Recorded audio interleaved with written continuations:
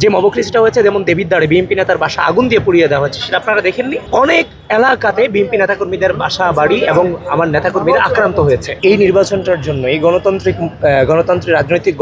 রাজনৈতিক সংস্কৃতি, গণতান্ত্রিক মূল্যবোধ এবং নৈতিকতাকে ফিরিয়ে আনার জন্যই তো আমরা লড়াইটা করে গেছি। এটা আপনাদের সামনেই, তাই না?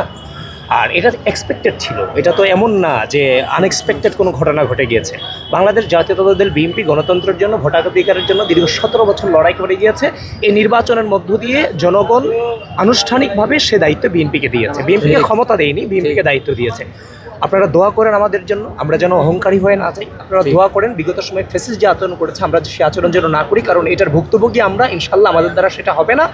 পারস্পরিক শ্রদ্ধা, স্নেহ, সহনশীলতা, সহমর্মিতাটাকে বজায় রেখে আমরা রাজনীতিটাকে সামনের দিকে এগিয়ে নিয়ে যেতে চাই। বাংলাদেশে আর কখনোই 5 বছর রাজনীতি করার জন্য আর 5 বছর কেউ জেলে পচবে, এই ধরনের রাজনৈতিক সংস্কৃতি থেকে বেরোতে চাই। আপনারা আমাদেরকে সহযোগিতা করেন। আমাদের যারা বিভিন্ন পার্টিরা, যারা অপোজিশনে যারা আছে, তাদেরকে আপনারা ওইভাবেই মোটিভেটেড করার চেষ্টা করেন। আপনারা সাংবাদিক হিসেবে আপনাদেরও অনেক ধরনের রোল এখানে আছে। সুতরাং হিংসা এবং ঘৃণা চর্চাটা কোনোভাবেই আমরা আর চাই না।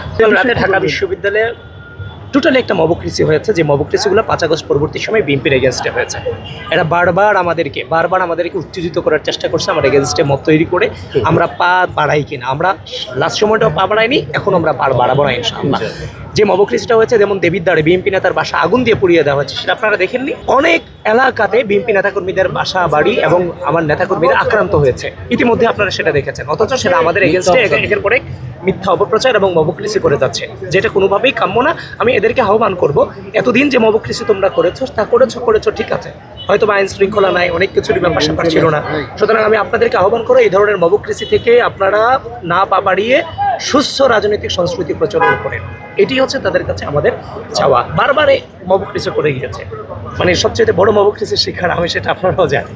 তো সুতরাং সেই জায়গা থেকে আমি তাদেরকে আহ্বান করতে চাই, মব থেকে আপনারা একটু দূরে থাকেন।